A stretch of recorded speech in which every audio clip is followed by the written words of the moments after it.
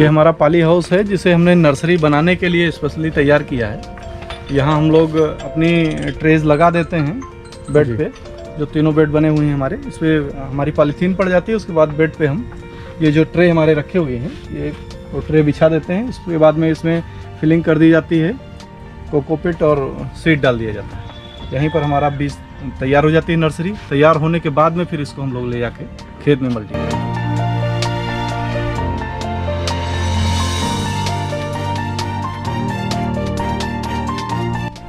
तो अब भैया के खेतों में आ गए हैं और भैया से पूछेंगे कैसे ये धान की जो फसल हो रही है इसका पूरा मेथड पूछेंगे भैया से।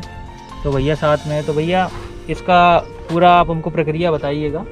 तो सबसे पहले मैं आपसे ये पूछना चाहता हूँ कि जो तार बिछे हैं, मैं जहाँ तक देख रहा हूँ चारों तरफ से ये तार बिछे हुए हैं, तो इसका क्या कारण है कि मतलब आप तार पूरा आपने बिछा के रखा हुआ है इतने एरिया में?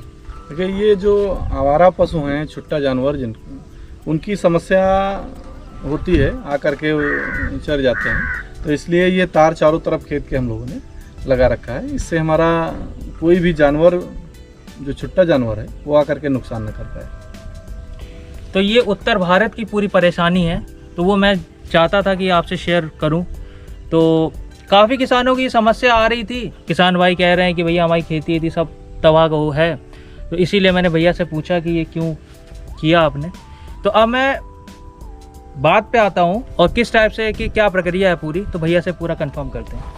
देखिए, धान की खेती में अमूमन मानसून आने के बाद 20 जून के बाद जब अपने यहाँ मानसून आ जाता है, तो उसके बाद इसकी धान की जो पौध होती है नर्सरी, उसको लगाना हम लोग शुरू करते हैं। लगाने के बाद ज़्यादातर लोग बूटा क्लोर नीचे डालते हैं ताकि खरपतवार नीचे से कम निकलें।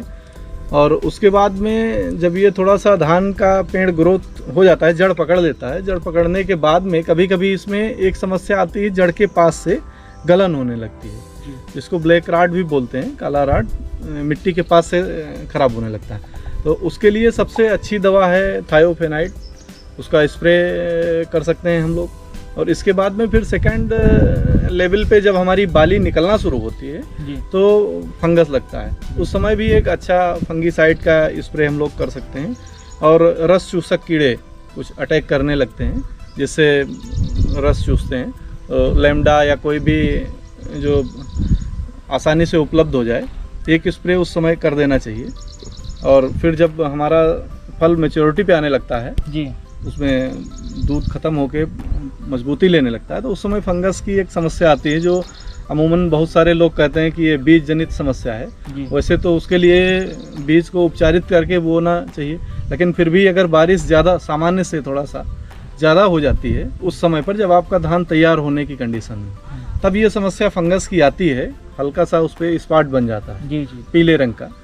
तो उसके लिए भी कोई अच्छा फंगीसाइड हम लोग इस्तेमाल करें, जो भी आसानी से थायोफेनाइड या लैम्डा, जो भी आसानी से फंगीसाइड और इंसेक्टिसाइड मिल जाए, उस समय भी एक स्प्रे हमको करना चाहिए। इसके अलावा धान अपने यहाँ की जो फसल है, इसमें बहुत ज़्यादा हम लोगों को कोई भी दवा डालने की ज़रूरत नहीं है, आसानी से और सामान्य जो हमारा परिवेश है उस परिवेश के अनुकूल हो जाती है।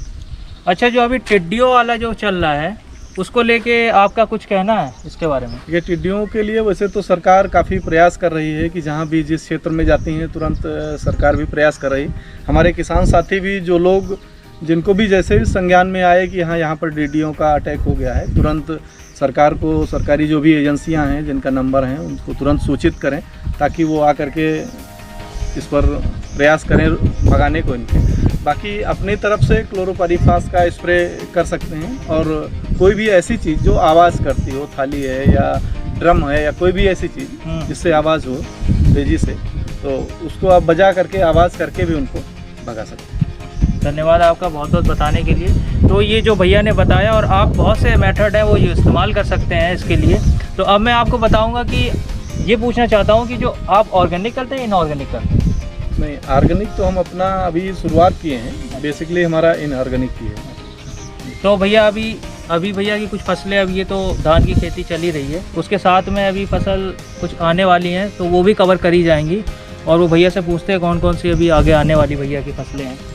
अभी इस महीने के लास्ट में, जुलाई के लास्ट तक हमारा इसकी नर्सरी पड़ जाएगी शिमला मिर्च की। जी। और इसके अलावा जुलाई के बाद लास्ट तक हमारा केले का पेड़ आ जाएगा, वो भी हम लोग प्लांटेशन करेंगे जुलाई के लास्ट तक।